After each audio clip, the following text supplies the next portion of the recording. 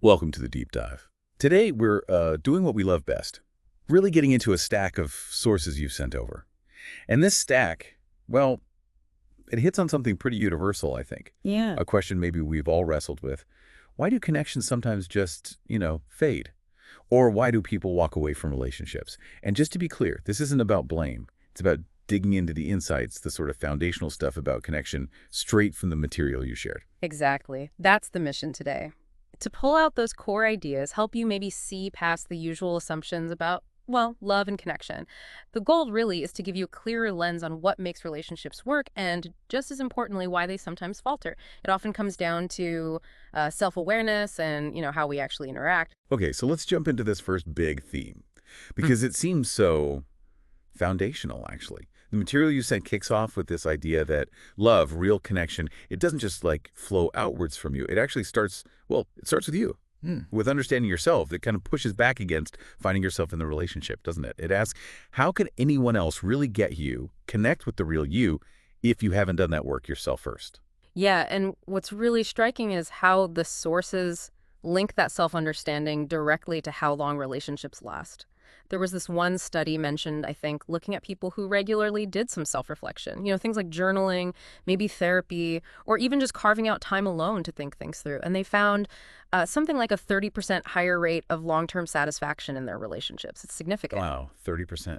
That's big. It is. And the thinking behind it is that people might start pulling away when they sense their partner has sort of lost themselves.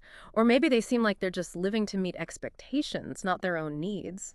It points to this trap, we think we're acting out of love, but if we aren't clear on our own values, our own boundaries, we end up creating a gap without even meaning to. That makes a lot of sense, yeah.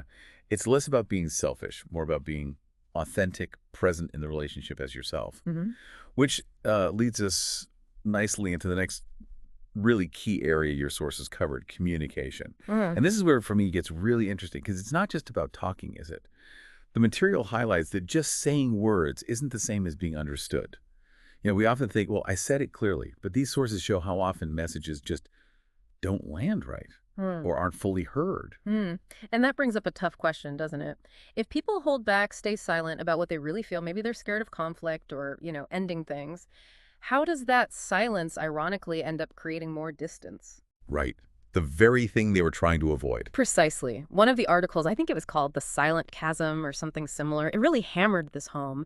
It showed how consistently holding back emotions makes the other person feel ignored, maybe unimportant, or just confused about what's wrong.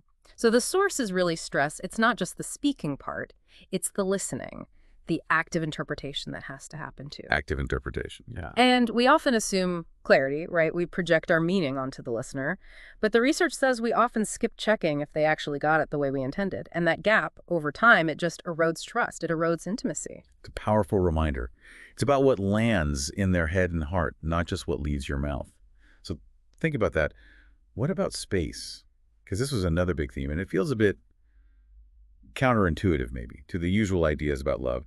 The sources argue that space in a relationship is just as vital as being close. We always talk about closeness merging lives.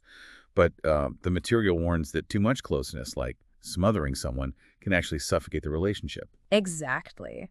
And if you tie this back to the bigger picture of how to love, the sources suggest that even if we think we're just showing affection by wanting to be together all the time, really understanding love means respecting that need for individual space, for boundaries, giving your partner room to breathe. Room to breathe. Yeah. There was this framework mentioned, something like individual autonomy and partnership. It basically outlined how people need that space for their own growth, for hobbies, for friendships outside the relationship. Without it, they can feel trapped. Or like they're losing their sense of self, which, circles right back to our first point about self-understanding. Oh, right, it all connects. It does. And when you give that space, the sources suggest your partner can actually appreciate you more. They might miss you. They feel free to be themselves. But if there's no space, it stifles their self-expression. It can even build resentment. It's like that plant analogy you sometimes hear, right? Needs sun, needs water, but also needs room for the roots. You can't just drown it. That's a perfect analogy, actually, yeah. Creating an environment where both people can thrive, not just survive together. Okay, and then there's the final point from the sources, which Well, it can be a painful one. Mismatched expectations. What happens when two people, even with good intentions, are just fundamentally looking for different things? Well, this is where the sources were really clear. The absolute key, they stressed, is clarifying expectations and doing it early and often. Early and often, not just once at the beginning. Exactly. There was mention of a survey, the Relationship Alignment Survey, I believe. It found couples who actively talked about their expectations, future plans, how they like to communicate, even needs for personal space, like once a quarter. They had something like a 40% lower chance of hitting a major crisis in the relationship. 40% lower. Wow. That's proactive. It is. And the argument is that this kind of open, honest sharing about what you both actually want and need, it drastically cuts down the misunderstandings that can just pull people apart silently. It's not about being inflexible, but just transparent. So you can navigate the differences knowing what they are, or at least understand why there's a disconnect before it gets too deep. Okay, so if we try and pull all these threads together from the sources, it feels like healthier, lasting connections are not just about, a feeling. They're built on, well, first, really knowing yourself, that foundation. Then, communication that's truly effective, where you're not just talking, but being heard and understood. Third, respecting that need for personal space, allowing growth. And finally, getting those expectations out in the open and trying to align them.